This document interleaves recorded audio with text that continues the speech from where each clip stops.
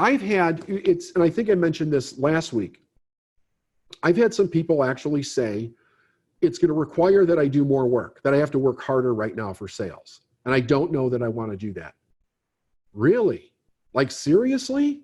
You don't want to work? You'd rather go broke or bankrupt or lose your company than have to work, say, twice as hard to make the same sales that you were before? Like, I don't, like, what are you doing? Why?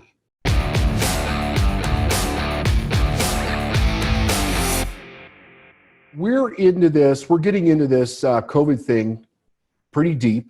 Time is moving forward.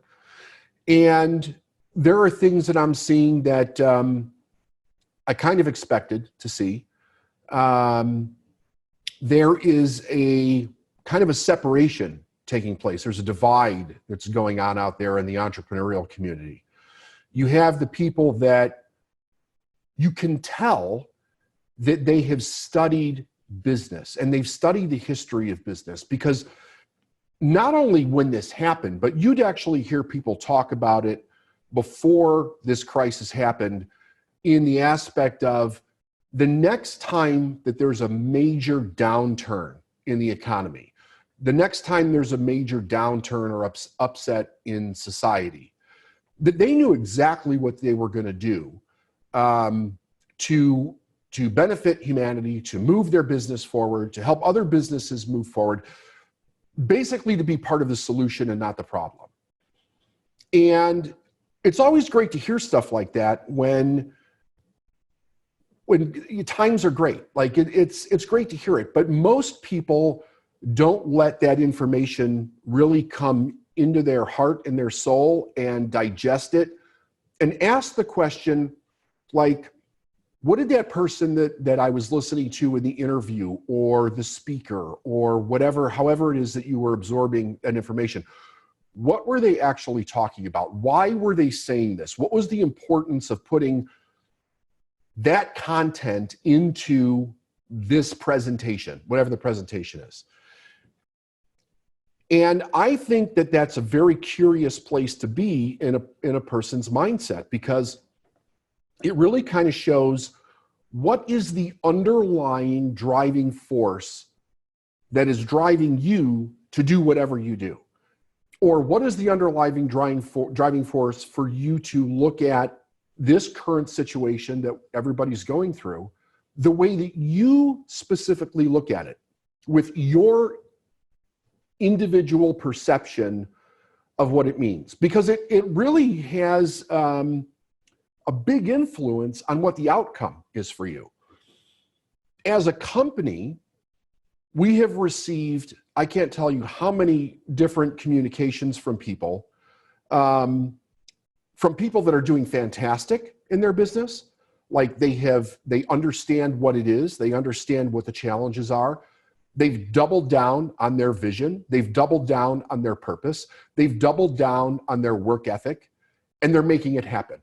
And that's not just our personal clients. That's people that we've never even known before, like people that have listened to the podcast for a long time and they've never contacted us, and they wanted to contact us and say, you know, if it wasn't for the information that you're sharing, I don't know that I could have got through this. And I'm not just getting through it, but I'm making money. I'm helping people. Our business is growing. Our family's growing. Like, we're doing fantastic.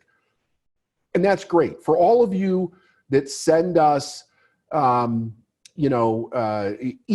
because of the podcast, or emails because of, this series that we put out, or you found our information somewhere along the line and it's helped, I want to say thank you. And I very much appreciate that feedback. I'm glad that you're doing fantastic. This episode is primarily for people that aren't.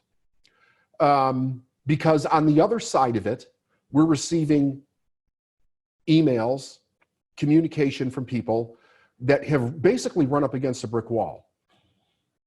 The situation that they're experiencing has put up a major block in their field of view, let's say, for what they want to do. And they can't figure out how to move forward. They're completely stuck. So I decided, and Steph did too, that like we were going to do some digging into what's actually going on with them and what has been going on with them. Not just how are they experiencing the COVID crisis, but these are people that have been in business for some period of time.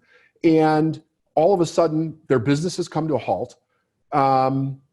They're saying things like nobody's buying, people don't have money, because we asked them, like, what are you hearing from your community? What are you hearing from the people that you're reaching out to? Well, they don't have any money, or they're not buying right now. They're waiting to see what happens.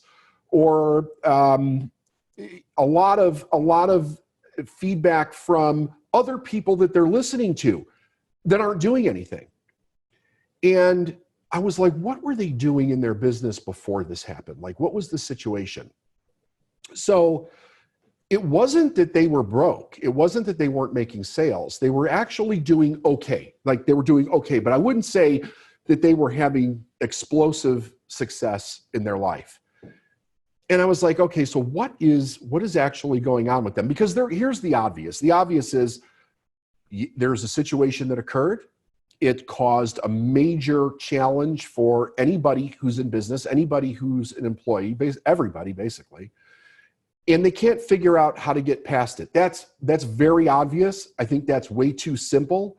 And I don't think that it's just a benefit to say, figure it out and do it. There's an underlying psychology that's going on with this. And here's the thing, because Steph was talking about the face masks and everything that we're doing in that area. When we do that program, that's Wednesday, right, Steph? Because you said this week, then you said next week, but then you said this week. It's Wednesday, correct? Oh my gosh. Yes, it's in 2 days. Yeah. So I'm going to be going deeper into the psychology around this on the first day of that. So if you have not signed up for it, you really want to get into that. But so here's the thing though, like, what is the psychology behind the block that's not allowing people to move forward? And I was like, I want to go deep into this. Like, I really want to get into this psychology and figure out what is it that's going on, because my viewpoint has always been like pro humanity, pro the human spirit, pro, life, in the sense that life is always figuring out a way to move forward. And I knew when this happened that it was going to challenge that to some degree. But I also kind of thought in my mind, like, you know what? People are going to figure this out. They're going to be challenged. When the initial drama of this has kind of subsided after a few weeks or a month or so, and people kind of settle into the new norm, they're going to kind of double down on how, all right, so we need to figure this out. It's one thing to say nobody's buying, everybody's afraid, we're kind of stuck where we are right now. We don't know what to do, and everybody just kind of freezes. But then after it stays that way for a while, my thought was more and more people would start to move to, okay, we maybe we can't do exactly what we were doing before, but we have to figure out something to do. We just can't sit here every day. And while there are people that are doing that, there's also an astonishing number of people that are not. They're going deeper into the I can't. And I'm not talking about people that have basically lived that way their whole life. These are people that have businesses. These are professionals. These are very highly college-educated individuals. In some cases, they're making, or they were making, millions of dollars a year, and their psychology is stopped. So I started looking into it, and one of the things that I do, like one of my own processes of study and allowing answers to kind of come to me, is I follow my intuition in whatever direction it's saying to go.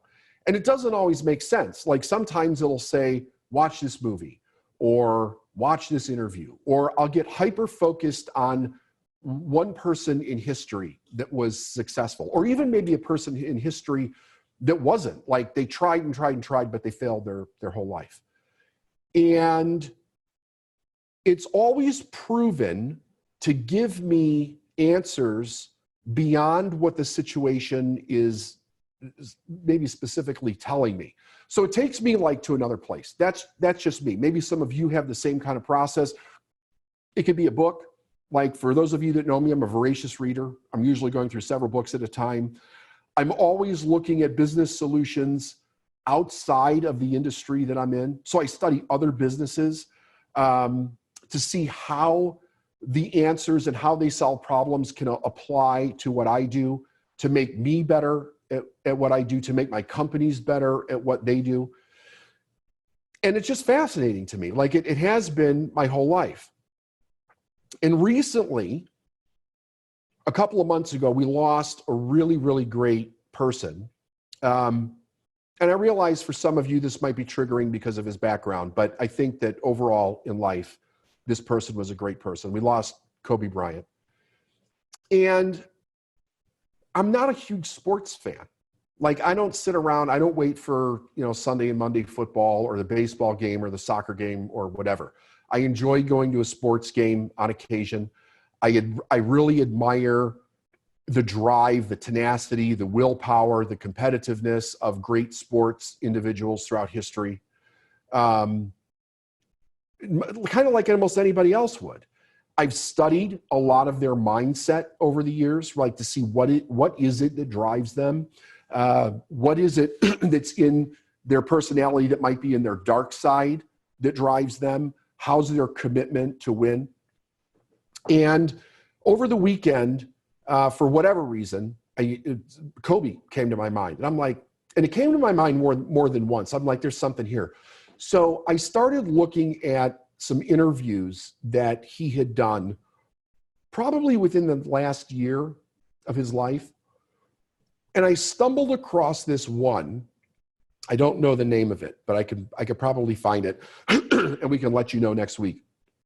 I stumbled across this one where he said something that I had never heard him say before, and I was actually pretty astounded by this.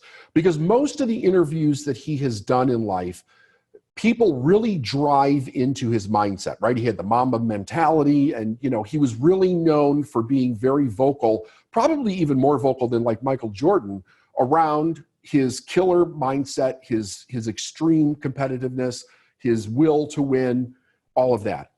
And in the interviews, people are always asking him, like, where did it come from? How did you develop it? What were you thinking? All this kind of stuff. And he said something to me that I found both surprising and in a way, it wasn't that big of a shock, but it was a little bit. So he said that when he went into the NBA, the one thing that shocked him the most was that you had all these players where it's like a lifelong dream. And sometimes it's like a multi-generational dream in the families of these people to make it to the pros, like whether it's football or basketball or soccer or golf or whatever, like that's like in their genealogy. People, they want that. I don't think it's any different than somebody who becomes an author, a famous author, or an actor, or, basically anything in life where they really make it to the top. Like that's the dream. Many times the family had the dream. They were pushed to do it, whatever. He said when he got to the NBA, these people that were in the NBA, the players, had basically worked their whole life to get there. And many of them had the natural born talent to be there.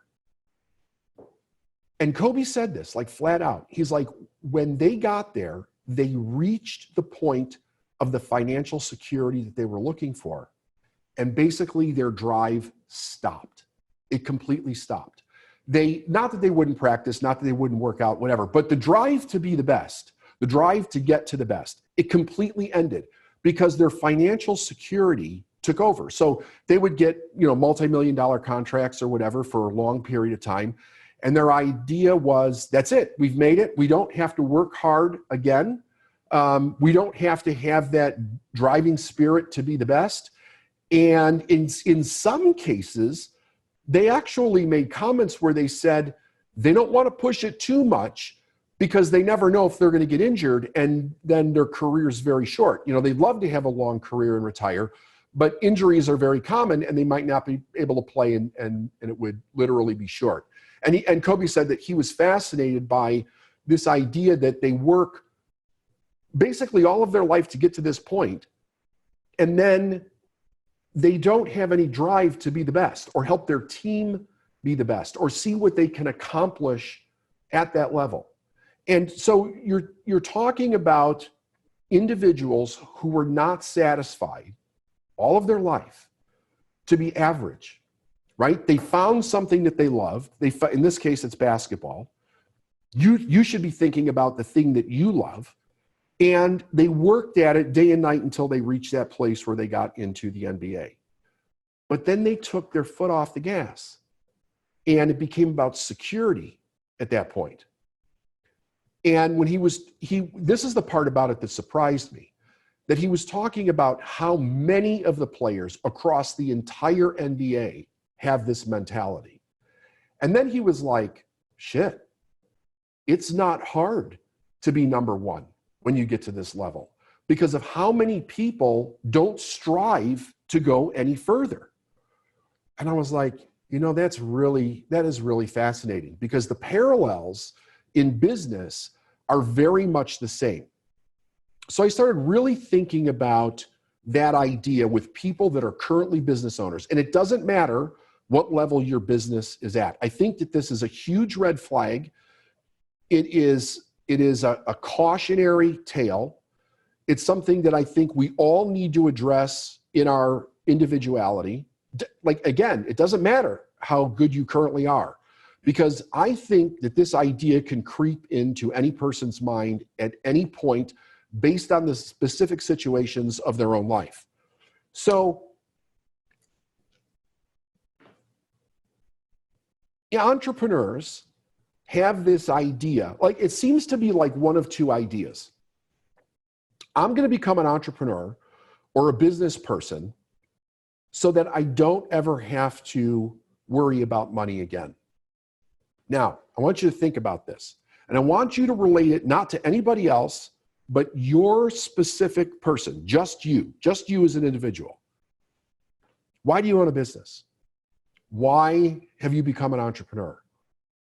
If you're not an entrepreneur, why do you want to be one? If the idea is that I want to get there so I don't ever have to worry about money, where the motive behind it is that once I become successful, my money fear will be gone because I will make a lot of money. I will be a millionaire, or a few million. Let's just say a few million a year. I don't know what your individual goal is, but let's say a few million a year. And then I don't ever have to worry about anything again. And my security will be in the idea that I'm an entrepreneur, or I'm famous, or I'm a social media star, but I'm bigger than the average. So where did this idea come from? That's my question. If that's what's going on in your mind. And I think that you have to be 100% radically honest with yourself about this idea. Like, seriously, because if you overlook this, I mean, let's face it, a lot of people say, no, that's not what I want to do. I want to help people. I want to live to my spiritual best. I want to see what I can do in life. But if you actually look at their behavior, if you look at what they're doing, it does not indicate that there's any truth behind that whatsoever, because they're literally playing at a very mediocre level. So, be very honest with yourself about this. Now, there's another side to this. Does a person want to start a business or become an entrepreneur because they want to get to a place where they don't ever have to worry about money again? Now, here's what the difference is. One place, the first time I said that, it's coming from fear. And the magic illusion that there is some place in life that we can get to that's successful where all of the concerns that we've had previously disappear. Money, relationships, family, the risk of losing, the risk of something going wrong and being wiped out. I really believe that a lot of people have that mentality. And I don't think it's their fault that they have that mentality. I think that it's driven into us via stories, via seeing people that reach the top and not having any idea of how they get there. The idea that other people will say to us, if you get to this specific point, whatever it is, it could be a master's degree, or it could be a doctorate degree. It could be, major business success. It could be being like an A-list movie star. It could be a social media star with a few million people following you. Doesn't matter what it is. If you get there, you'll be set. And that message, like a lot of people say that. A lot of ignorant people, meaning people that just don't know because they've never really done anything like that in their life, they have developed the belief that if you can get to that point, you're set. You're set. What are they looking at? Well, they're looking at other people that got to that point that actually managed their careers very well, and they did well. So they had money. They had some security based on not so much what they were, but the work ethic behind what they did. And the average individual does not understand that at all. So we get these messages all through childhood. Kobe was talking about this, and he referenced like Disney movies, right? The movies like Snow White or Sleeping Beauty, or any of those movies that we basically all grew up with, right? These fantasy movies. And he said that in raising his daughters, and the book that he wrote, that he very much wanted to put the seeds of achievement into his communication. He said, because nobody goes to sleep and wakes up and their problems are over. Nobody goes to sleep and wakes up and their business magically took off. Nobody goes to sleep and wakes up and they're with the perfect partner. Nobody goes to sleep on the edge of divorce or dysfunction and wakes up and everything's back to normal, right? But when we're a kid and we actually see the metaphors of that thing that Kobe was talking about, we don't understand that the seeds of the belief around that are planted in our mind before we have the ability to reject those ideas. Now, you might be thinking to yourself, well, I don't believe that. Like, I don't believe those movies. I understand the metaphors. There's nothing like that going on in my mind that can trip me up. And I would ask you, before you say that, to seriously look at the results that you're currently getting, not what you got 6 months ago, the results that you're currently getting, the challenges that you currently have, the dream that you currently have, your dedication to making that happen. I would ask you to be more radically honest with yourself than you've ever been in your entire life, and ask yourself, what are the results right now? What's stopping you right now? What idea is stopping you? What social problem is stopping you? What difference that has happened in your industry is stopping you? So then let's take a look at this.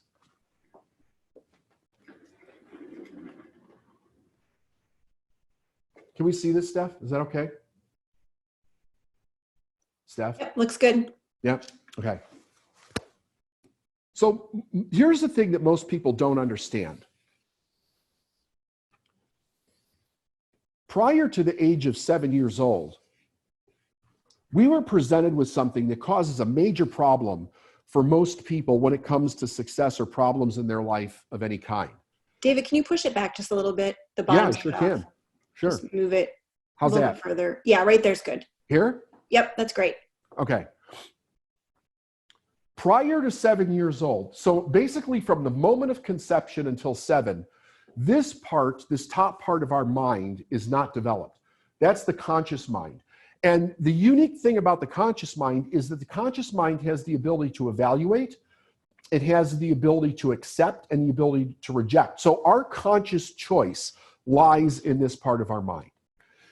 Now, and also if you think about, it starts its development around 7, how much experience does a 7-year-old really have around complex problems as far as making a choice for their life? So just think about that for a second. But prior to 7, it's just the bottom part which is the subconscious mind, and it's constantly receiving information from everything around us. So this information is just going right in to our subconscious mind, and it begins to form beliefs. We're not aware of it. We're like a sponge. We're just taking in information from everywhere in our life. Parents, grandparents, brothers, sisters, TV, the internet, everything. Everything that's going around, this information is just coming in. And the bits of information that we receive that then get repeated over a period of time. So let's say you watched Disney movies over and over again, or you watched a Disney movie and heard similar stories over again. I tell a story in live events called the Santa Claus factor, that kids are raised in this environment of these stories that really don't have much of a basis in truth, that have a very magical factor to them, and do not teach them cause and effect from the aspect of what I think, what I do, and what I create, but it's about just being good, just being a good person, just being a good boy or a girl, or the loss of something like a tooth, and in the middle of the night, the tooth fairy comes and leaves you money. Like, these are not cause and effect, like serious cause and effect stories. They're magical stories that were designed to help little children get through certain things in their life, just, going right through childhood. But they become ingrained in us, and the beliefs around them become ingrained to us. So by the time we find out those things aren't actually true, it really doesn't matter, because the belief is already in your subconscious mind. How does that actually work where this could actually become a problem right now in what we're experiencing right now? Consciously, we're always looking at what's taking place in our results and our environment. So that information gets fed back into our conscious mind. And as long as we're familiar with it and we have experienced it before, we generally understand how to navigate a problem. But if something happens that we're really not familiar with, the only place that we can rely on to get information internally with ourselves is from this great storage house of our subconscious. So what happens is that the second we experience something that we're not familiar with, before we have the ability to think in a responsive way, the subconscious becomes aware of it. And the reptilian part of our subconscious, the very old instinctive part, is basically, that's just designed to keep us alive. It's not designed to keep us thriving. So when we experience something that we don't know how to deal with, it actually hits that part of the brain first.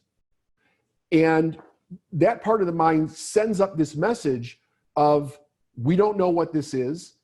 Here's ways to take care of this problem. And I've talked about this on previous shows. So we go into fight, flight, or freeze. That's the first internal response, until we have the ability to kind of figure out what's actually going on. And then we look into internal information, or you make choices to look for other external information, ask other people what they think, ask other professionals or educated individuals, somebody who's been through something before, what they think, get information, evaluate it, come up with a plan, decide how to actually move forward. Prior to that, it's the unknown. So this gets triggered regardless.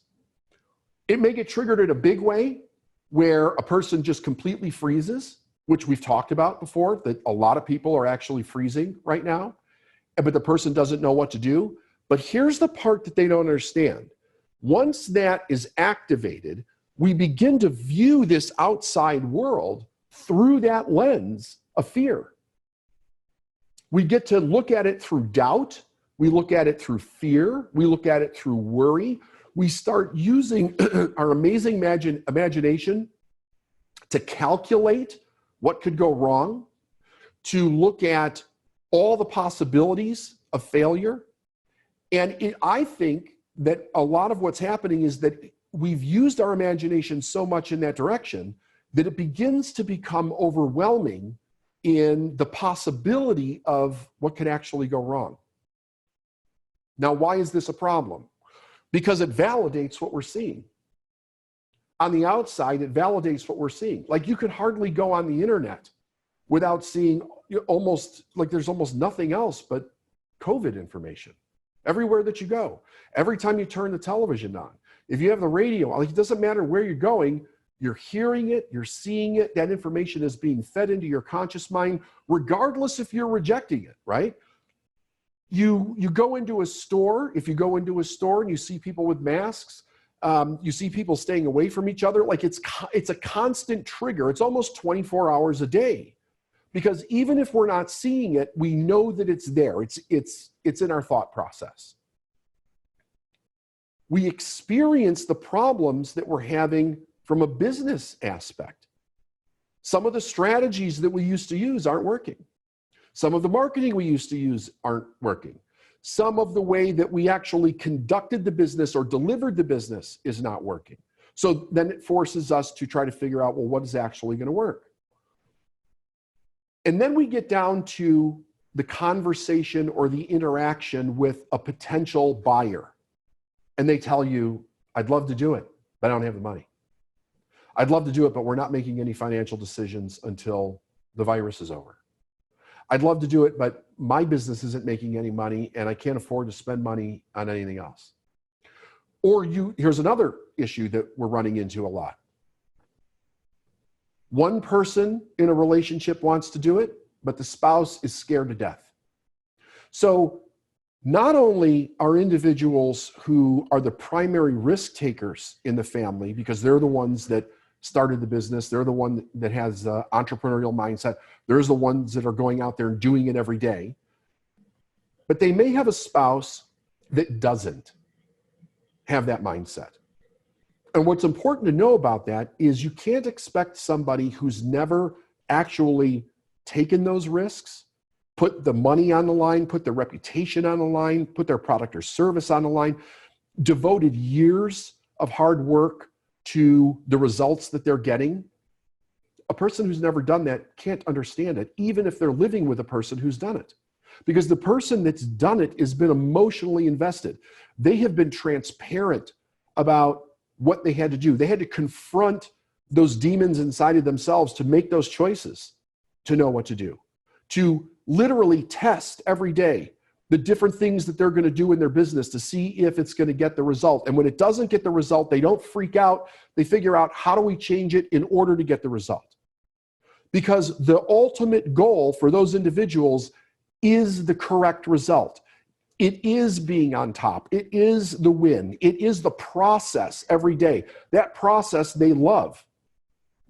Even a person that's living with them that's never done that, they can't understand that. They can see it. They can observe it. They can watch what somebody else goes through. But until you've done it, you can't understand it.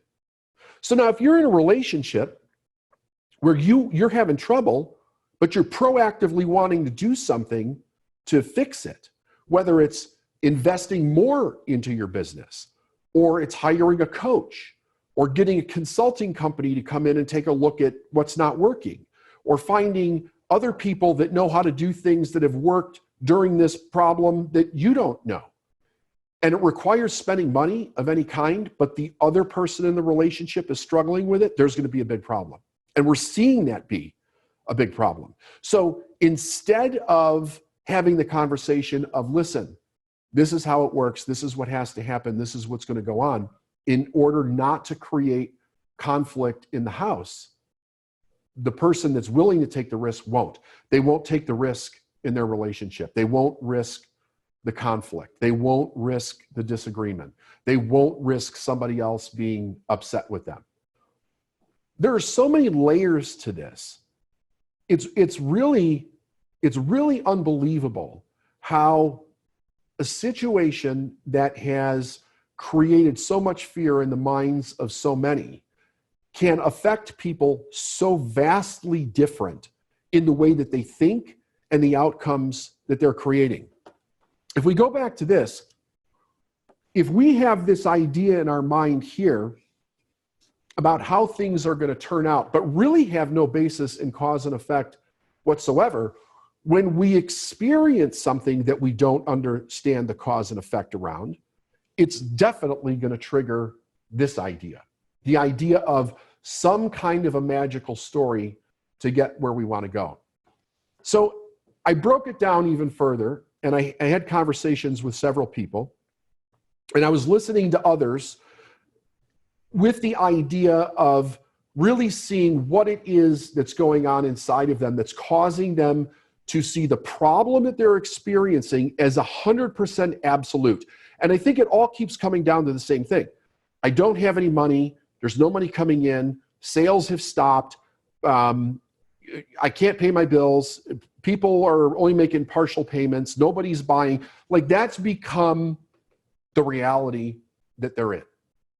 So they won't spend money to actually move forward. And here's the thing. The thing is that, and no matter whether it's the COVID virus or any other time that you're in business, you have to really understand this principle. If money is the problem in your business and you do not overcome that psychologically, emotionally, and in your actions, it will always be the problem in your business. Money is never the problem at any time. It's never the problem. Money is a result. Money or the lack of money is a result, but it's never the problem. So there has to be a shift in the way that we think, that because of the circumstances that are going on and it's affecting money in a way that creates a challenge, that money is actually the problem. It's never the problem. But if we focus on that being the problem, the only result is not to spend money, because you've made something that has no cause and effect of its own structure the major issue, and it's not the issue at all. I think when a person starts a business, if they really don't understand why they're doing it, they're setting themselves up for a world of trouble. The first scenario that I gave you, where a person comes into business and they say, I just want to go into business myself so I don't ever have to worry about money again.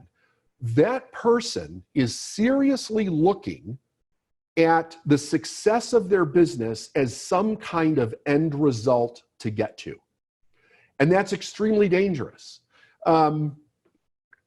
Many of the great thinkers throughout history have said, and I'm going back like thousands of years, have said that success, like the end result of success, is fleeting. It's very fleeting. It doesn't last long. Many people that I have worked with, where we've helped them become multimillionaires, especially the first time they get to that place of making $1 million, they will very often say, it wasn't what I thought it was going to be. Like, it's just another day. The sun came up the same way. Nothing really changed. I go to work that day just like any other day. And I'm like, well, what did you think it was going to be like? And they all say the same thing. I don't know. I don't know. Now, really think about this for a second, right? Because this is a huge area of concern if you're looking at somebody, or even if you're looking at yourself.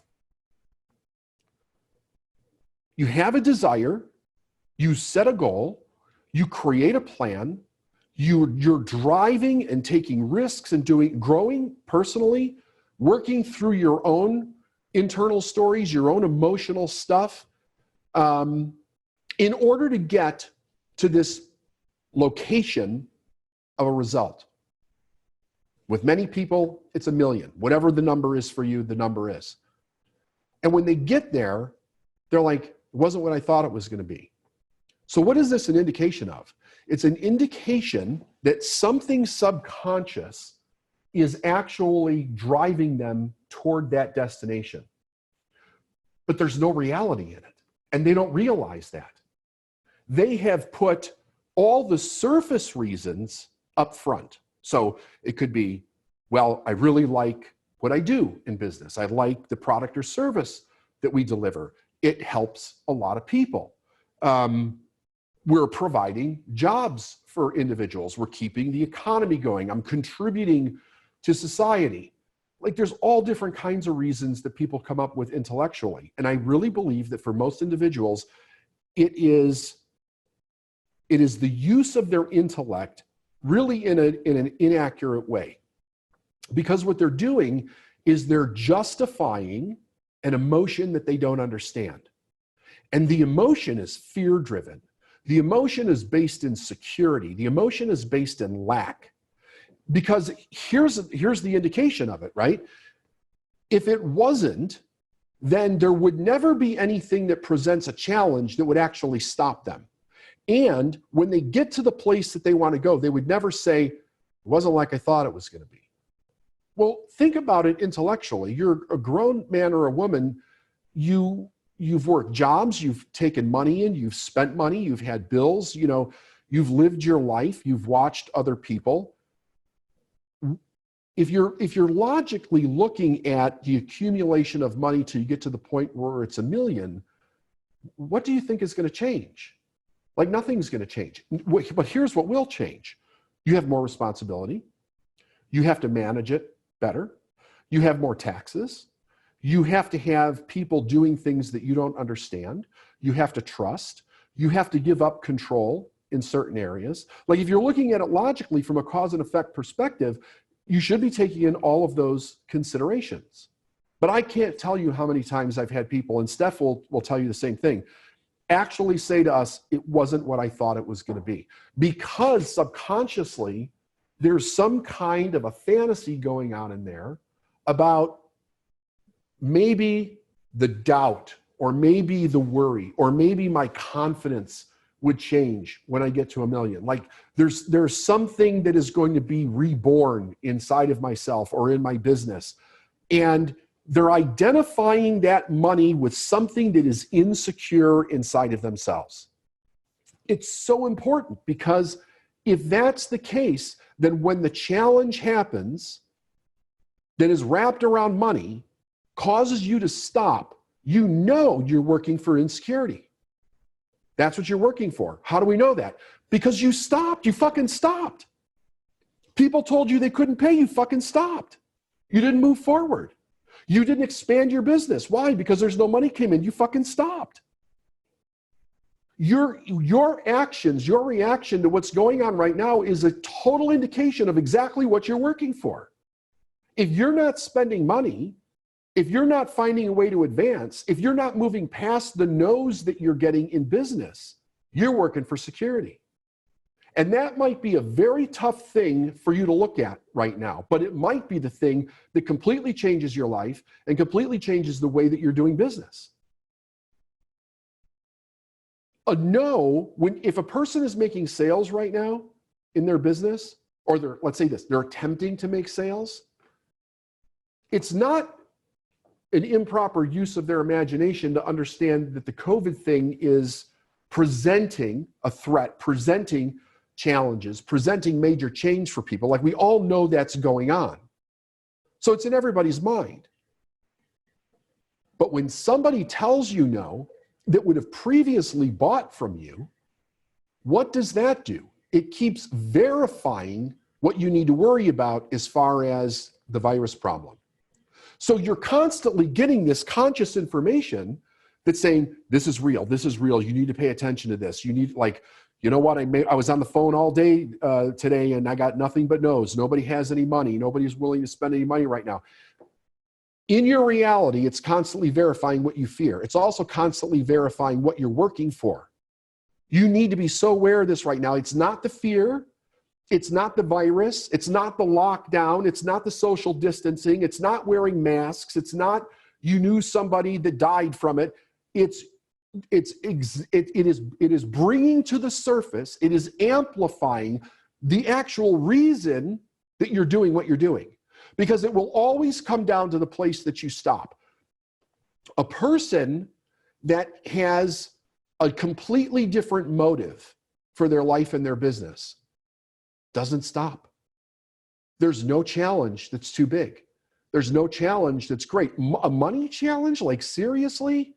Like the people that I know that are moving forward, like I did a podcast with my good friend and guy's been a client of mine for forever. He's not a paying client anymore, but he was for many, many years. He's got a $14 million business, John Robbins. He was completely broke when he asked me to take him on as a client. And he had to pay. Like I don't take on clients that don't pay. But he did exactly what I told him to do every step of the way, and he made a tremendous amount of money. I've been talking to him several times during the crisis. Never once have we had a conversation about people not paying. Never once have we had a conversation about not making sales. It's not in our awareness.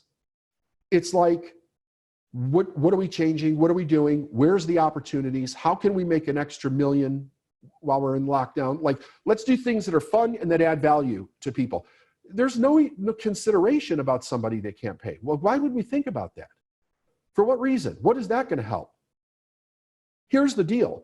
Money is a resource like any other resource in the world. And I said that money is never the problem. So what's the problem? Urgency, desire, results. If a person is working, even if they're not consciously aware of it, if they're working for safety and security in their life, there is no urgency other than the fact maybe that somebody's going to come take their house and they're going to be on the street that's going to get them to push past their insecurity for finding a way around their so-called money problem that doesn't even exist, by the way. But they have people that tell them no, so they believe that that's true. It's not true. It's not true. We could have never had this virus. There will always be people that tell you no. There will be always people that don't have an urgency to buy your product or your service. There will always be people that they don't have a big enough dream or desire or goal in life to actually reach into their pocket and put their ass on the line and risk something and spend some money to try to move their life forward. Those people will always be there. I've said millions of times, every business gets more no's than it gets yeses. Take a business like McDonald's, one of the largest corporations in the world. More people drive past the McDonald's and don't buy than the people that go in the store and do buy. Everyone that drives past is a no. Everyone that goes half a block down and goes to Wendy's is a no. Everybody that goes into a Whole Foods is a no. Right? There'll always be no's. There'll always be people that have the great excuse in their life that all mediocre people buy into, I don't have any money. You know, only mediocre people buy into that bullshit. Successful people don't buy into it because they know that it's bullshit. But if we don't realize that that has come into our life, like for instance, let's say you started a business and your business is actually doing well, right? Maybe not up at the top, but well. You've had very little resistance in your business up until this point. So you didn't really have to get over many money challenges. You're probably pricing at what's comfortable for you. You're probably delivering a product that's what's comfortable for you. You're probably running your business that's what's comfortable for you. Well, we just came off of one of the best economic wins in history. So it really hasn't been that difficult to run business. And the way that our society is actually set up right now, it makes it very easy, or it had made it very easy, for somebody that wants to just be mediocre in business to do okay, right? So let's say that was the deal. And you may have thought that you were really pushing the envelope with your business because even running a mediocre business was challenging to you. And I'm not saying this in a derogatory way. We don't know what we don't know, period. Like there is no shame in ignorance. There really isn't. Like if you don't know something, even if it's going on inside of you, there should be no shame in that at all. Like you become aware of things when a challenge shows you what to become aware of, right? If we don't have challenges, we don't know to change something.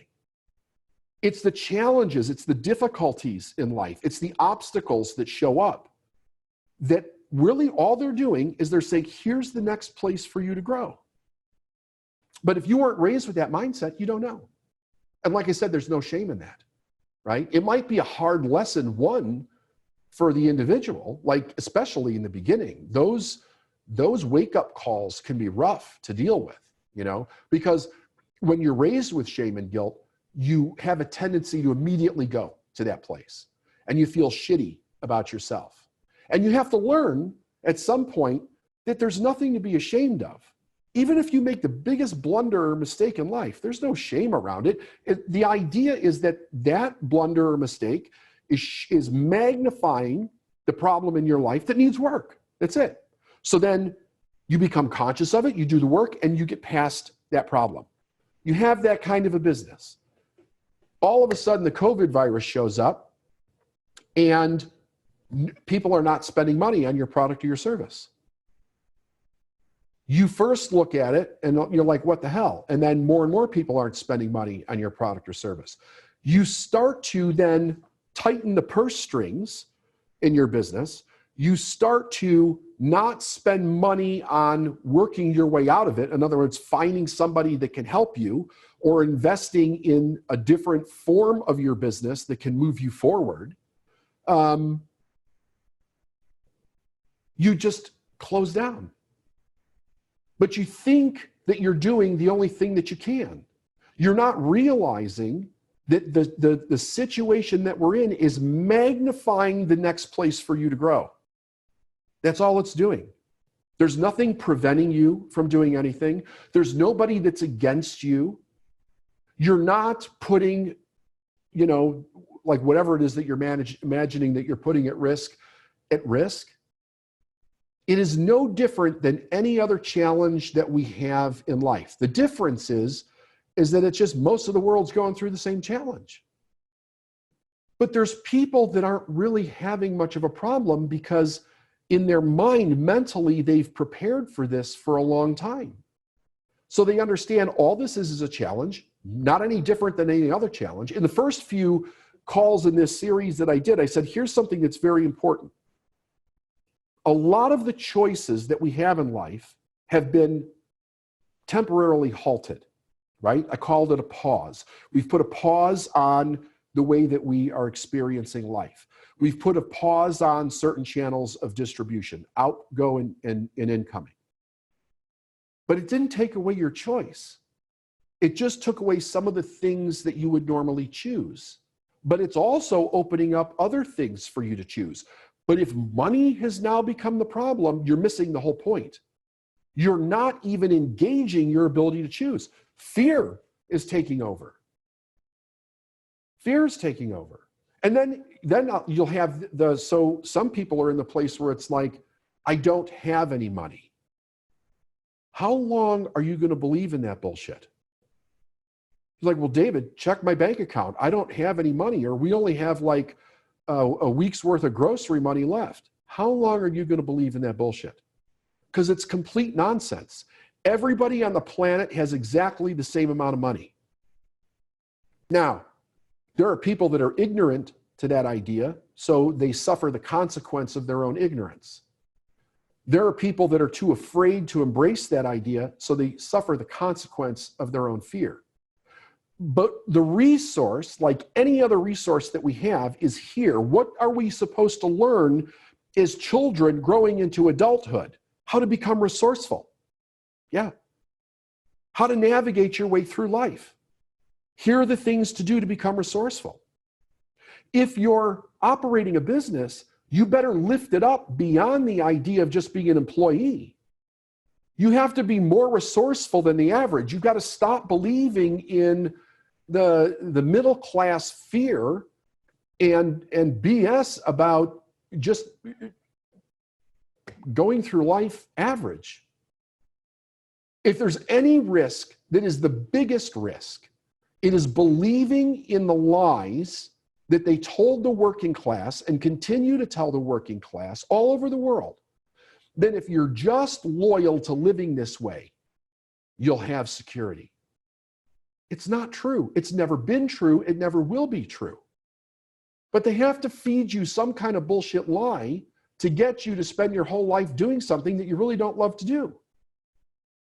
Because most people that live average have just accepted the life that's been handed to them. They've never critically thought about the idea that they can create their own life the way that they want. So they just stay in that lie. And they convince themselves every damn day that they're a good person. Because if you're a good person, Santa Claus will bring you toys. If you're a good person, the Easter Bunny will bring you, I don't know, whatever the fuck the Easter Bunny brings. The Tooth Fairy will bring you, a quarter. Like all the fairy tales that we hear as a kid are basically about being some kind of a good person or closing your eyes to the truth and listening to magic. It's time to look at what your behavior is. You look at the excuse that's stopping you from moving forward right now. That's the next place for you to grow. And you don't grow by listening to what it's telling you. You grow by coming up with a vision, something that you want, and then making decisions, moving in that direction and never looking back, period. That's what you do. And I guarantee you, if you do that, you will have challenges. You will have trouble. But each one is supposed to teach you how to grow more. For those of you that keep saying to yourself, because you're struggling right now, I just want to know when I'm going to get there. When is the struggling or the difficulty in my business going to be over? Never. Never. Like, what do you believe in? What idea have you bought into about business? It's constant challenge. It's constant growth. It's constant innovation. It's constant moving forward. It's constant decision. It's constant mastering yourself and remastering even new skill sets, because everything's always changing. It's a bigger fall to be in business with the idea of safety than it is to be middle class with the idea of safety. At least most of the middle class can catch you if you fall. You could do like what I did. You could go drive a forklift, right? That's inspiring. What are you doing? What are you believing in? I'm going to challenge you to stop making decisions from a place of fear today, and you need to make decisions based on where you want to go. And don't say to yourself, I would if I had the money. You already have the money. It just takes the decision. How do you get money? You ask. And don't say, who do I ask? Don't, like, there's almost 8 billion people on the planet. Like, what? Don't say, who's going to give me money? All kinds of people will give you money. You got to ask. And you have to keep asking until you get it. Period. The people that move forward in life ask, and they never stop asking. You have a right to ask. It's your God-given birthright to ask for what you need, to acquire things that are going to help you move forward to touch other people. Stop being so damn selfish and staying in your own fear. And don't listen to anybody else that's telling you to do the same thing.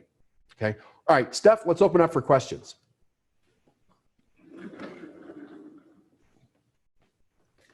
All righty. If you've got a question, go ahead and type it in the Q&A. I need to grab something to drink real quick. Okay.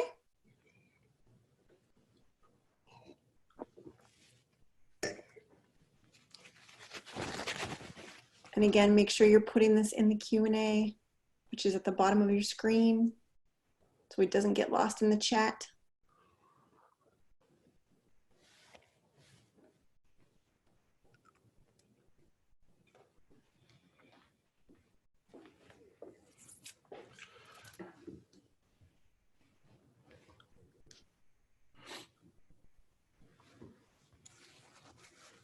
All right, David, you ready for questions? Yes, ma'am. Okay. I'm going to try to work my way through this one. It's a pretty big question with multiple questions at the same time, but I think once I read it, you'll get a general understanding of what she's asking.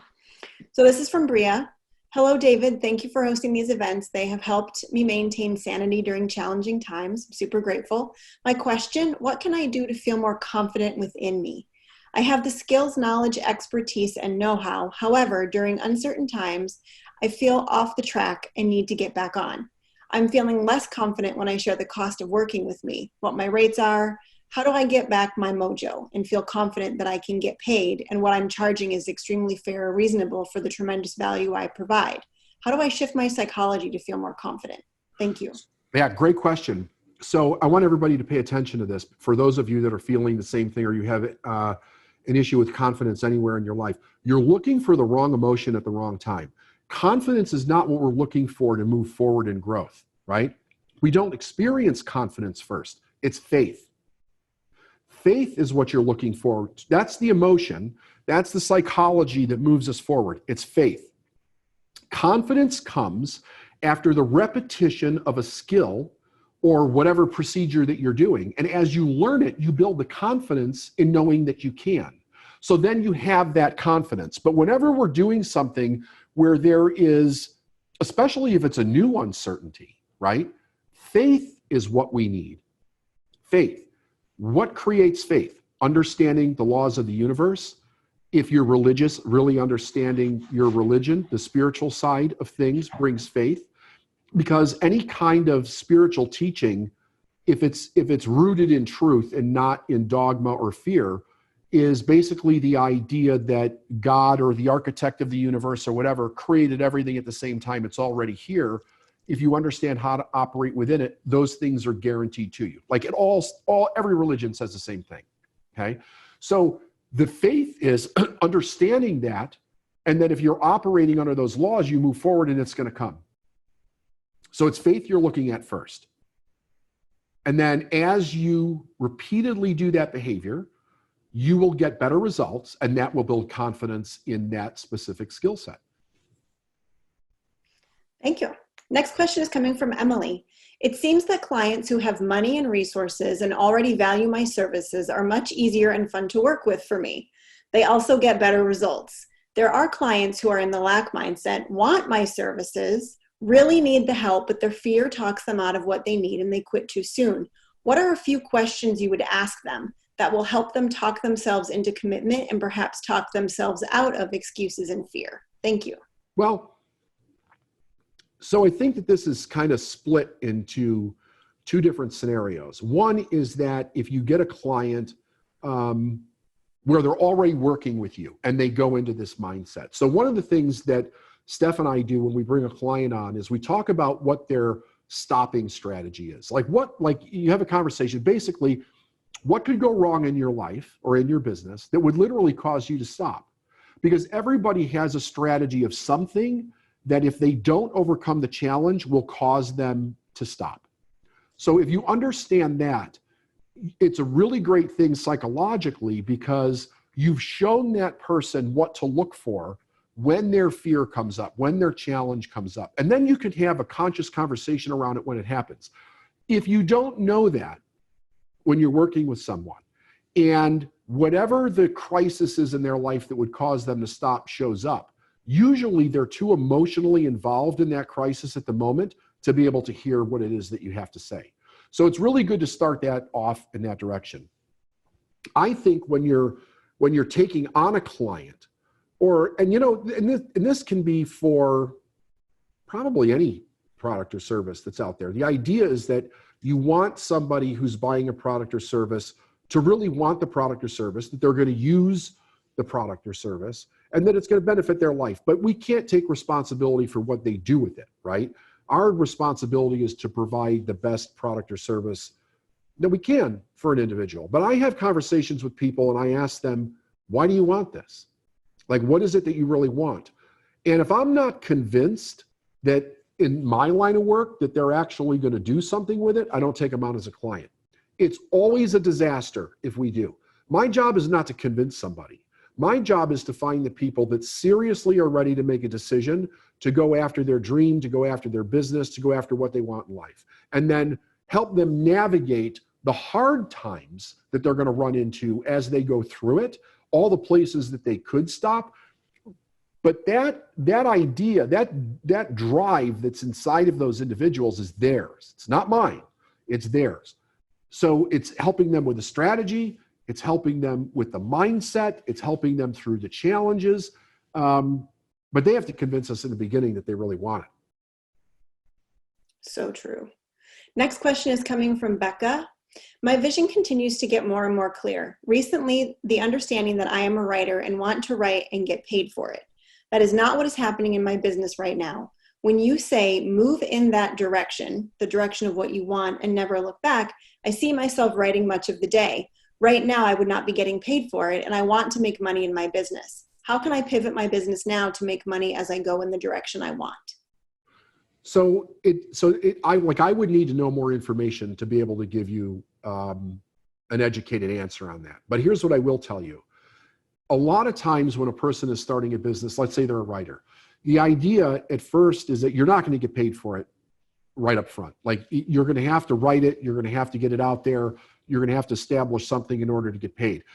So you may have to do something else to make money while you're doing your craft or your art of writing, so that it can get to the place where it actually makes money. And there's nothing wrong with that either, you know. But you know, it's a very frequent question that we get. How do we make money when we're just starting this? And the idea is that generally you don't, unless you're getting it from someplace else.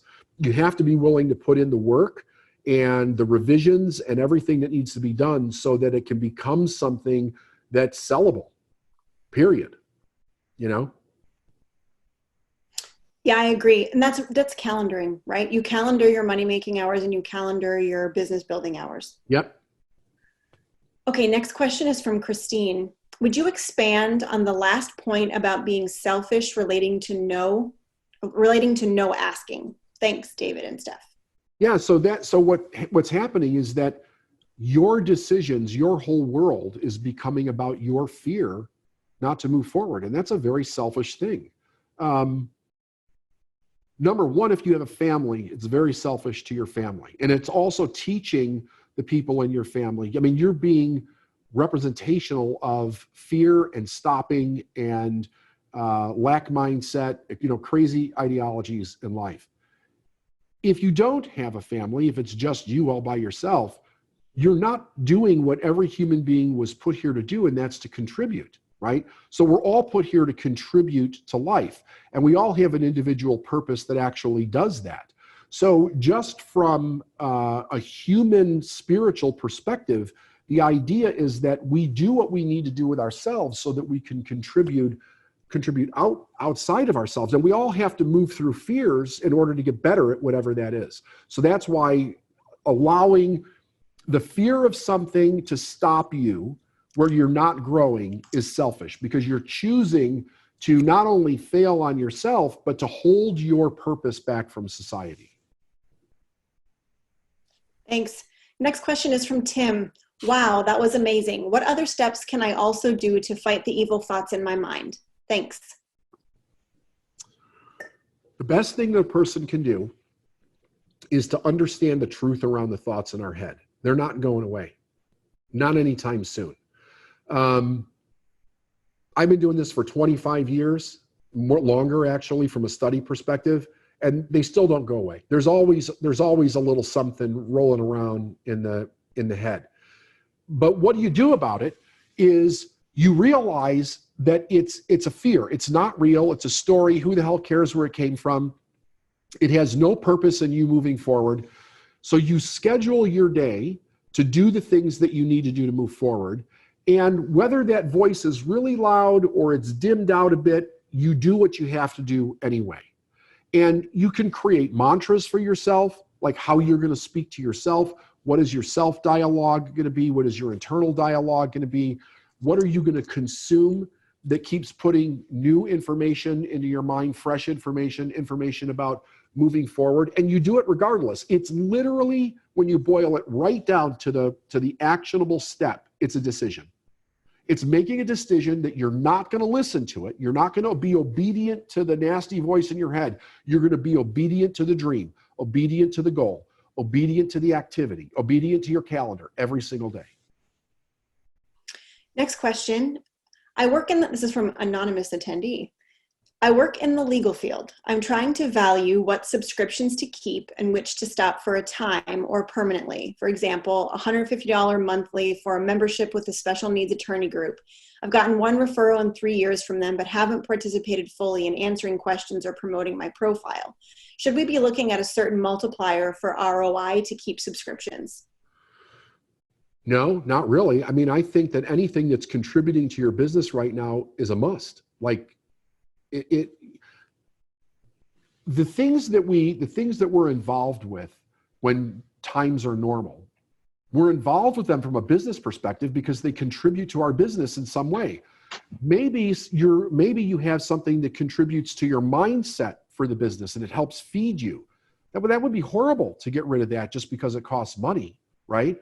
You want to keep everything that you possibly can to move your business forward. And the question should be, how can I maintain and increase the business that I'm actually doing? Like, how can I increase my sales? And I think I mentioned this last week. I've had some people actually say, it's going to require that I do more work, that I have to work harder right now for sales. And I don't know that I want to do that. Really? Like, seriously? You don't want to work. You'd rather go broke or bankrupt or lose your company than have to work, say, twice as hard to make the same sales that you were before. Like, I don't like, what are you doing? Why? What is wrong with working harder to get the results to get you through this major challenge that we're having? It doesn't make any sense to me. You have to understand the consequence to making decisions about getting rid of things that are going to advance your business can be devastating. People don't have the cushion at this time to be able to do that. You need to be on it, and you need to be moving forward every day. So I don't think that there's a multiplier. I think that if it was adding to your business before and it's still adding to your business, you should keep it, do it, and continue to move forward. Focus on making money, not on saving. Can I add one thing to that, David? Sure. If you're not going to commit to it, then get rid of it. Well, that's true. Like if you can't, because I noticed in your question, you said that you haven't been active, like you haven't been like actively engaged, but yet you're paying for it every month, right? It's kind of like a gym membership. If you're not going to use it, don't keep it. So if you can commit and calendar to using it and you could get something from it and also give something to it, then I would say keep it. But if you're not in the place where you can say, I'm going to be active in this group, then I would get rid of it personally. But that would be at any time. Totally. That would be in any situation. Yeah. Yeah. Next question is from Tina. Can you talk more about the event on May 6th through 8th, which is this week? I am just hearing about it today, and I would like to know more about what will be covered and how it relates to what you have been teaching over the last 7 weeks. Yep, absolutely. So the event is something that we decided to put on. It's called a watch party. Those 3 days originally were our Art of Success Summit that was going to be held in Atlanta, which was completely sold out. And we obviously can't do it because we can't travel, can't go to a hotel. So we moved that date to October, but everybody that was in it, we decided like, well, how can we provide value for them because they were supposed to come anyway? So what I've taken is basically 90 minutes of teaching, 3 days in a row, and an hour of Q&A. And I'm enhancing specific topics that I would be discussing at the Art of Success event itself. So the first day is about psychology, which I'm going deep into the psychology of winning. The second day is laws. How do we use the laws to win? How do we use the laws to think? How do we use the laws to shift our emotional aspect? And how do we use the laws to receive what we want? And the third day is how do we create a plan that's actually going to produce the fruit in our life that we want? Because without a plan, it's a theory, right? It doesn't do a damn thing. It might inspire you a little bit, but it doesn't do anything. So it's all representational of what we would have been teaching for those 3 days, but it's condensed just to give people some information that's actually going to prove some results in their life. So then after we had that going, we had an ex-client who literally transformed their business overnight to provide face shields for people in New York on the front lines of the healthcare issue that's going on. And I interviewed him. I talked to him. I was like really proud of what he had done and how he had used his mindset to shift everything. And we decided, you know what? Why don't we open up this watch party and any new member that wants to come in and watch it, it's $97. And all of that money we're going to donate to creating face shields. So we set a goal to create 3,000 face shields for the healthcare workers in New York. And we opened it up to anybody that wants to come. So that's what we did. And what are we, 5 away now from hitting that goal, or 10 away, 18. Something like that? 18 We are 18 away from hitting 3,000 face shields. Yeah. So everybody that purchases a ticket to the 3-day watch party, that's $97, 100% is going to be donated to creating face shields for healthcare workers. And Sarah just posted the link in case you need it again. But you need to copy and paste. You can't click directly. So sorry about that. Okay, next question. This is from Jen. I have a law firm on track to hit 1 million. Congratulations, Jen, or close thereto this year for the first time. All of my colleagues not in the HTM bubble have furloughed and laid off. I have done neither and have been actively trying to protect my mindset and ignore them, but I am fraying. As time goes on, I'm wearing thin and have more and more moments of, OMG, am I the stupid one for not furloughing and laying off? How do I maintain perspective and not get caught up in the flow of the herd? Well, so I would ask, what is causing your mindset to wane? Are you having difficulty bringing in business? Are you have difficulty delivering your business? I mean, let's make no mistake. There are some businesses that their traditional core business can't operate for whatever reason, that things have been stopped. But you also have to look at the knowledge that you have, the expertise that you have, the skill sets that you have, because I believe that can be pivoted into making money almost instantaneously if you're thinking outside of the box a little bit. So I would not look at, are you the stupid one for doing this? It's an either a yes or a no if your business is able to make money in the current situation and the current way that it's set up. If it's a yes, then double down on it. If it's a no, then you have to figure out, how do I take what I have, what I know, and turn it into a money-making and service deliverable opportunity in this current situation. Thanks, David. 1 second here. I'm having a hard time loading. Here we go. From Lisa. Hi, David. Do you have any suggestions to more easily get in front of more affluent clients right now? Is in the virtual environment, people who still have income? Yeah, absolutely. Call them, DM them, and don't stop.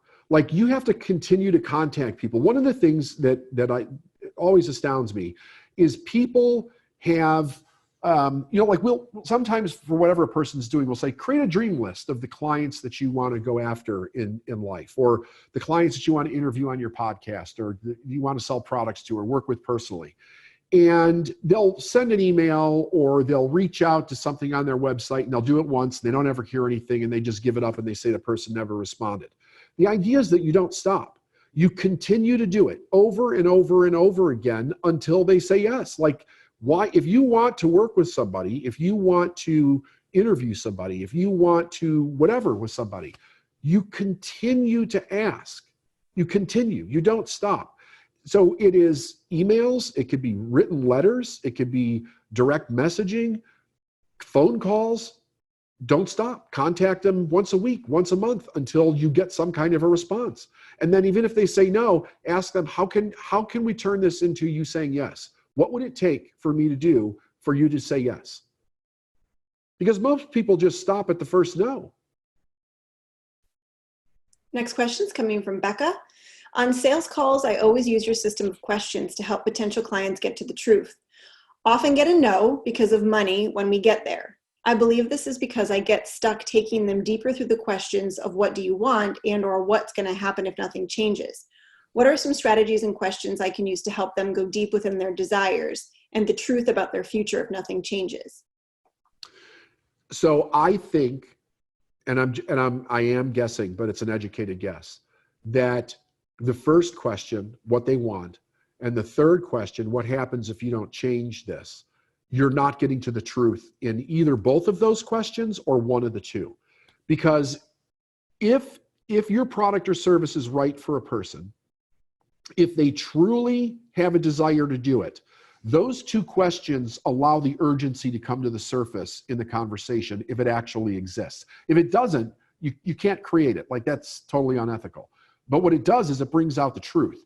But you have to stick with a person with the idea of what do they want? Like, what do they really want? What do they emotionally want in their life? And you can hear a tonal change in somebody's voice when they tap into that heart's desire for themselves. So then obviously you're talking to them because they don't have it for whatever reason, but you then need to talk about what happens if you don't get this? Like, what is the real consequence in your life that you're going to have to live with if you don't make this change or do whatever this product or service allows you to do? When you tap into that truth, again, it's an emotional response from the person. And it causes people to look at things in a way that they generally don't look at them, from the real cause and effect of decisions in their life. If they really want it and there's urgency there, when you get to those two things, the urgency will be there and they'll find the money. Like, money is never the reason. If you really want something, you'll find the money. Everybody does. Like, whatever you really want in life, you find the money for. That is so true. All right. I have another question. It's a really long question, so I'm going to kind of paraphrase a little bit here. Okay. So I began to dislike my business 10 years ago tomorrow. Since the COVID lockdown began, I switched my focus to creating a new business to teach young girls. The past week, the battle has been with my one sister who keeps telling me that the lack of success I have had in my engineering company will follow me in my new business. It is very discouraging and frustrating to pull her along while being a demonstration or example. Any suggestions? The lack of her success in her engineering company? Yeah, she had a company before. So that's kind of what I paraphrase. Like, I think that's complete bullshit. I just do. Is it possible that somebody would know that you didn't have success in a previous endeavor? Possibly, but I don't see how that's going to affect you. If whatever it is that you're doing is substantial, if it's good, if it can stand on its own merit, if you have the ability to sell it, and you have somebody who seriously wants to buy or use whatever that is, your past is not going to make that much of a difference in that situation, because they have the ability to see through whatever the BS is and see what the truth is. So I wouldn't listen to anybody that tells you any reasons why you can't do something. That's a story in their head. It doesn't have to be in yours at all. And I think that setting a boundary, like the next time she tries to give her feedback about whether or not you can be successful, I would set a boundary by simply saying, you know what, I am not open to this conversation now or ever again. Absolutely. And set the boundary and don't let it in anymore. And if she tries to bring it up again, just walk away. 100%.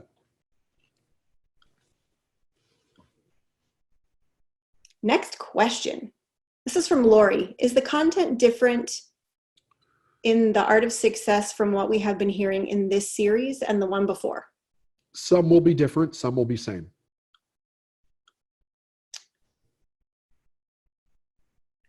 Hi, David. This is from Yvonne. Hi, David. You said in one of the previous episodes that you struggled with being liked. What did you do to shift that?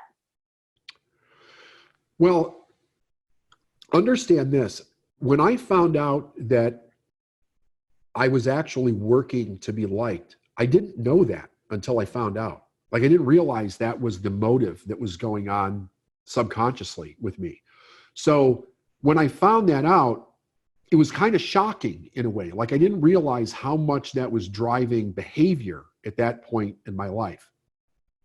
But then when I really understood that everybody's response, whether it is a good response or a negative response to you or to anyone else, really has nothing to do with you. It has to do with how they're interpreting whatever it is that they're responding to. That made so much sense to me that there was no weight in that. But you also have to understand it from using the law of polarity.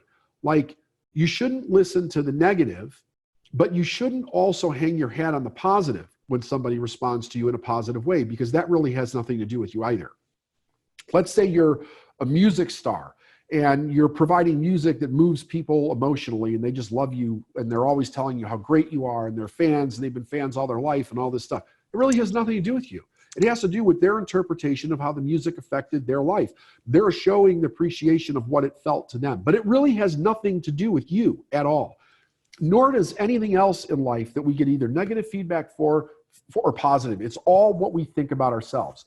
So when I realized that, it was like the only person that I need to approve of me is me. Like, it doesn't matter what anybody else thinks, right? So that's when it shifted.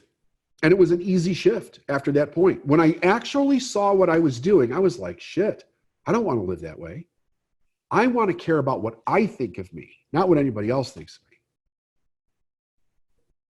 All right, we've got one more question. This is from Sevi. Hello, David. I've been teaching my clients English for over 15 years, but teaching English was just a bridge. My real desire was to help people reach their next step in their business and life and leverage the quality of their lives. During this COVID-19 period, I made a bold decision and I started my new venture. Luckily, my clients from my English coaching career want to continue working with me, but how do I price my services now? So I'm not exactly clear on what her service is now. Did she say in there?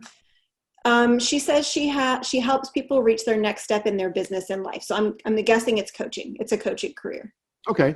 So I think that what you have to do is look at what is the value in their life based on whatever it is that you're teaching them. What is the actual value that they can expect from however you're selling your programming, your services, or whatever. And then you have to decide on how much money do you want to make. So you have coaches that, number one, we have coaches that coach for free. You have coaches that make millions of dollars from one client. And the difference is, what is the potential value for that person? And what is it that, what is the specific skill set you might be helping them with? And then I think you look at how much do you want to make personally? How many people do you actually want to work with? And then you average that out mathematically in order to say, here's what it is that I charge. And that's it. There is no set price. It's really about, can you provide that value for someone else? And if you can, and they can see the value and they can get the value, then you can charge whatever you want. David, do we have time for one more question? One more. Okay, this one's from Blair. What daily actions can I do to change my beliefs, which are causing me roadblocks in life, in my marriage and business? I think the first thing is to take 100% responsibility for the way you're showing up in both of those places, and ask yourself, what is it, who are you being that's causing these problems? Now, in your marriage, you're dealing with somebody else also, but you can't change them. You can only change you. So the idea is like, who do you want to be in the marriage, right? And then you decide that that's what you're going to be. And then you have a conversation with the other person and see if they want to be with that person. Like, that's really the way that it is. That's the honesty about the whole thing. So who do you want to be in your marriage? Who do you want to be in your business? What results do you want to have? Anything that's not in harmony with that, get rid of it. And I don't know if it could be a habit, it could be a way of thinking, it could be emotional response. If it's not in harmony with where you want to go, write it down so you're clear on what it is, and then get rid of it. Just change the behavior, become the new person you want to become every single day. Every single day for the rest of your life, you will become that person, guaranteed. All right, David, that's it. Thank you so much. Everybody, we hope to see you Wednesday, Thursday, and Friday of this week. We're super close to our goal, and thank you again for all of you, all of you who have purchased. You will also get access to all the replays. So if you can't make it all days, it's no problem. You'll get the replays to be able to watch, and you get to keep that for as long as you want. There's no timer set on it. David, any last words? Go out and make sales. Not making money is not an option. It's a cop-out. Stop it. Go do it. Bye, everybody. All right, everybody. Thanks. Bye for now. Hey, if you like this video, be sure that you hit subscribe and leave any comments or suggestions that you have, and let's continue this conversation.